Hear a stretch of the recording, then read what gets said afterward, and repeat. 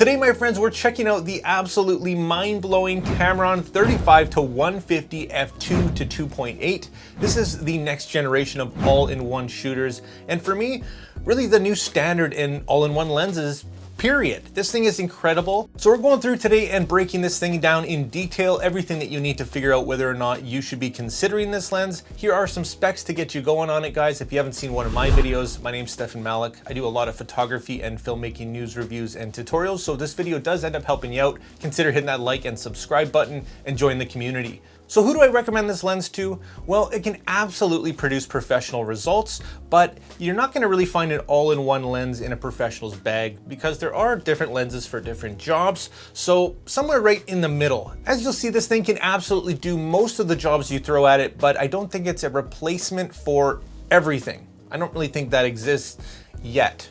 Anyways, guys, let's dive into the very first category, which of course is the build and features. Okay, so a quick unboxing is going to reveal just a little bit of paperwork and the lens and a lens hood. That's it. There is no case or USB cables or anything like that, but you know what? To keep costs down, I can appreciate that, like most lenses these days anyways. Now in terms of size, it is a hefty beast and does extend as you zoom. Not extended with the lens hood on, you're looking at about 7 3/4 inches long. Fully extended with the lens hood on, you're looking at 9 3/8 inches long. Without the lens hood, extended is 7 7/8. And for transport without the lens hood or extension, you're looking at only 6 1/4 inches long. Now it is also quite heavy at about 2.5 pounds, but there is a ton packed into this lens, as you'll see shortly in performance here. Now in terms of buttons and switches, this lens does have quite a bit more than your typical Tamron. It does have 3 programmable focus set buttons, or traditionally called focus hold buttons, an automatic manual focus switch, and a 3 custom dial switch. It also does have a zoom lock switch. The overall build of this lens is very good. It feels a lot more substantial than some of the earlier models. Now you definitely can't miss the exposed USB Type-C, which of course is weather sealed as Tamron promises. Now this does contribute to this lens's amazing flexibility to do with those focus set buttons and that custom switch. To take advantage, just plug your lens into your computer and launch Tamron's new utility software. From here, you'll be able to customize those focus set buttons to do incredible things, including the ability to assign a specific function from your camera, a focus preset, change your A to B focus with just one click, change your ring function from focus to an aperture ring, and overall have more and easier control over your camera and lens. You can also dial in your manual focus settings to your likings, including linear or non-linear operation, as well as the direction of focus. You can also easily and quickly update your firmware. This software is so easy and convenient that anybody can use it. Now back to a few more physical things about this lens. Its manual focus ring does feel good and it has a great sense of control to it. The zoom ring is actually a very short throw, less than 1/4 of a turn from 35 all the way to 150mm for fast target acquisition. It's also worth noting that this lens is not image stabilized.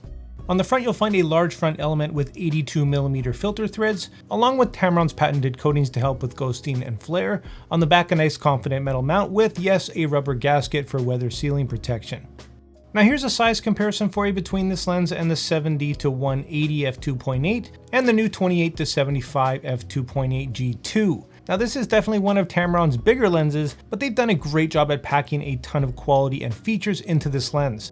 If you told me a few years ago that I could have a 35mm f2 and a 150 f2.8 in the same lens, I think I would have told you you're crazy. But here we are.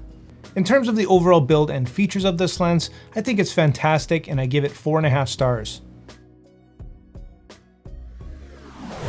Next, let's have a look at the value of this lens. And this is kind of a hard topic because this is a very unique lens that essentially replaces a few lenses. Now in $1,900 US, this is definitely not a cheap lens, but it's like buying the 70-180 f2.8 and the 28-75 f2.8 for basically a little less money. As long as it performs, that should make sense, right?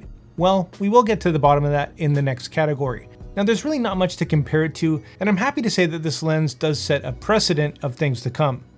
I'm personally always looking for a way to carry less lenses with me, and if I can find one lens to do most of the things, or just the ability to carry fewer lenses, then I'm all for that, as long as it doesn't come with too much compromise. In this case, I'm really happy to say that it doesn't, and in terms of value, I think this lens is pretty darn incredible. I give it 4.5 stars. Okay, so now we're diving into performance. This is what really matters, and this is what really impresses about this lens. Here, starting with the aperture range, we see that at 35mm, we get a very fast f2, but we only get that until about 40mm. At 40mm, that's going to change over to f2.2, down to about 60. At 60mm, down to 80mm, we're going to hit f2.5. And then from 80mm all the way to 150, we're going to have our constant f2.8. So an incredible aperture range, very innovative. We've got a 30mm f2, we've got a 150mm f2.8. What's not to love? Next up, we're jumping into the autofocus of this lens, and I'm happy to say that it is a beast when it comes to autofocus utilizing Tamron's newer VXD focusing motors. It's very quick and does not disappoint. Even in video here under stressing circumstances, you can see that even focus breathing is actually really well controlled. And although I wouldn't recommend this lens too much for gimbal work because of its size, it's very, very capable in terms of video.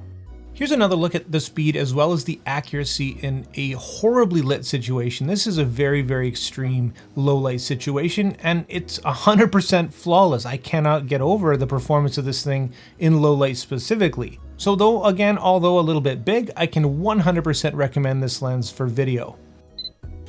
And here is our autofocus test in terms of photography with the subject running right at us, which can be quite stressful for a camera. This is 150mm wide open at f2.8.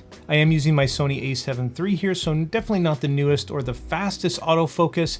And out of 50 pictures here, it keeps up incredibly well. All but 5 in perfect focus, and the 5 that did miss were right at the end, and I was probably pushing the limits of the minimum focus distance, but it also did nail the very last photo. Here's a look at the misses, and you can see it's really not by much. But overall, a fantastic and reliable performance in terms of autofocus. Here's some test shots that I've taken with this lens, and I have to say that it's fast becoming one of my favorites. I just wanted to speak to the versatility of this thing. And yeah, I do say that sometimes with different focal lengths, but this lens is in just a different category of its own. I wanted to share a multitude of situations here and just show you what this thing is capable of. If you want to shoot portraits, go ahead. You can shoot them at 35mm wide open at f2 or 150mm at 2.8. It's just phenomenal. It's going to be a great portrait lens, and it's wide enough to be a great storytelling lens. 35mm is a great focal length on its own. Throw in that f2 and everything in between 150mm, and you're covered for just about everything. In terms of bokeh, this lens does have 9 aperture blades, which do contribute to its beautiful out-of-focus backgrounds and transitions, and I personally am a really big fan and am really happy with the results that I've been getting out of this thing. Now, with every lens there is compromise, and one aspect of this lens that does fall a little bit short is unfortunately its minimum focus distance and its maximum magnification ratios. Now, it is variable in both cases, with the minimum object distance being 13 inches on the wide side and 33.5 inches on the telephoto side of things.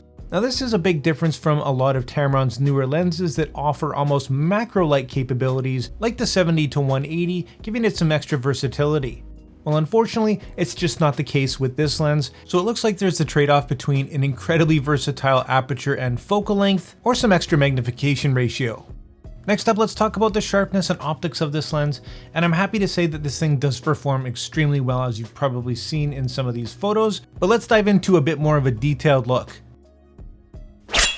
Okay, so here's a closer look at the sharpness and optics, and we'll start off here at 35mm, wide open at f2. The center of the image is razor sharp as expected, a great performance, but what about the corners? The corners are actually a lot better than I thought they'd be here at f2. I'm not really concerned with crazy sharpness in the corners with fast apertures, but it actually performs pretty well here at f2. Let's stop down to f2.8 to see that improve and some vignetting disappear, and it's not till about f4 where we really start to see some really impressive sharpness in the corners as well. f5.6 is looking great. F8 is even better, probably our best performance in the corners, and stop down to F11 to see just the tiniest bit of softness start to begin, and that's going to continue down to F16 here, still completely usable, a great performance here at 35mm. Here we are in the middle of our focal range around 85mm, the same story in the center, great sharpness, great performance. The corners are actually pretty good, very good for f2.8, I have to say. Stop down for an even brighter and even better improvement in terms of sharpness. down to f5.6 here looking really good. And again, f8 looking just fantastic across the entire image. Now down to f11 still looking great. Down to f16, a tiny bit of degradation, but no deal breakers. And now we can stop down all the way to f20. And I wouldn't recommend shooting all the way down at f20, but if you had to, you absolutely could. In the middle of our focal range, still a great performance.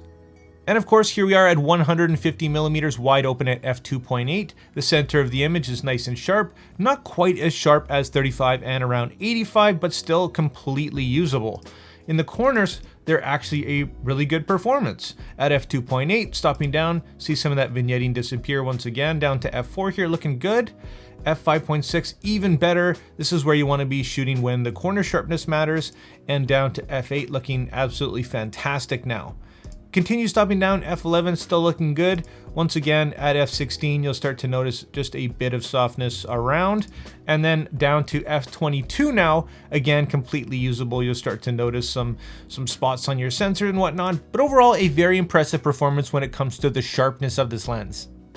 And now let's have a quick look at the distortion and vignetting. Here we are back again at f2 at 35mm. You can see definitely some vignetting around, and there's just a tiny bit of distortion to speak of. Stop down to f2.8 to see a great improvement in that vignetting, and by about f4, it's pretty much gone for the most part. Now in terms of distortion, it's very well controlled here, and in comparison, here is the profile correction off compared to on here in Lightroom with one click. Definitely cleans it up and gets rid of that vignetting.